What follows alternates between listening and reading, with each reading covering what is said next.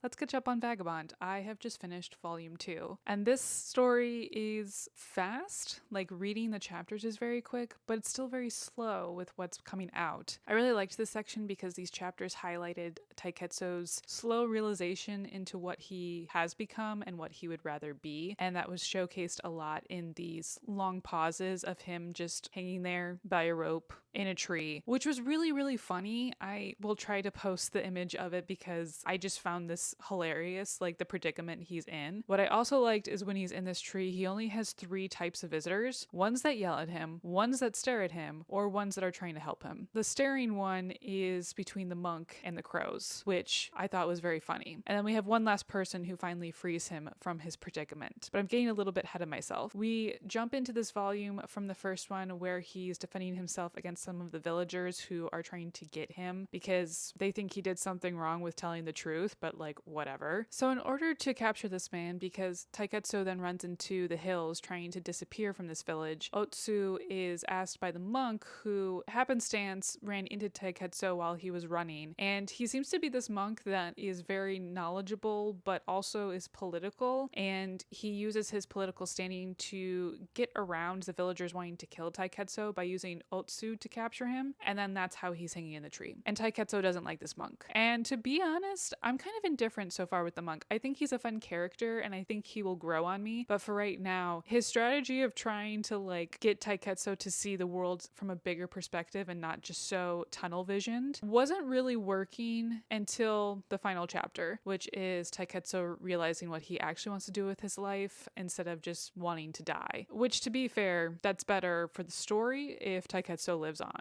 There are small sections in these chapters where humor is put in, and a lot of it has to do with the monk, and I really appreciate that. It makes it for a less bleak narrative. I loved the fact that this volume focused on Takezō getting out of the mindset of being the beast and becoming a human, and I can't wait to see where that progresses from here. So I'll see you guys next time in my next update for volume 3.